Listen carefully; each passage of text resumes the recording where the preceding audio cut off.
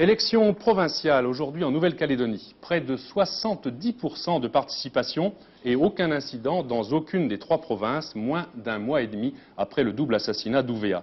Et puis des résultats qui confirment la bipolarisation RPCR-FLNKS, les deux seuls partis signataires, rappelez-vous, des accords de Matignon.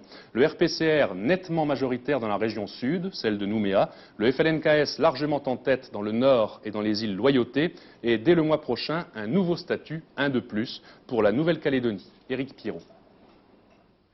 Ces élections provinciales n'ont pas désigné un vainqueur, mais deux vainqueurs, le RPCR et le FLNKS. Le RPCR, anti-indépendantiste, arrive largement en tête, en effet, en obtenant 27 des 54 sièges à pourvoir. Mais ce chiffre ne lui donne qu'une majorité relative et le contraint à devoir négocier avec les autres formations. L'autre vainqueur, c'est le FLNKS, indépendantiste, qui disposera de 19 sièges et qui confirme ainsi sa prépondérance dans la province nord et aussi dans les îles. Les élections provinciales ont également sonné l'effondrement des petites listes, l'échec le plus cuisant revenant au Front National, qui a perdu 4 sièges et n'en retrouve donc que 3. Les autres petits partis, eux, ne récoltant que les miettes.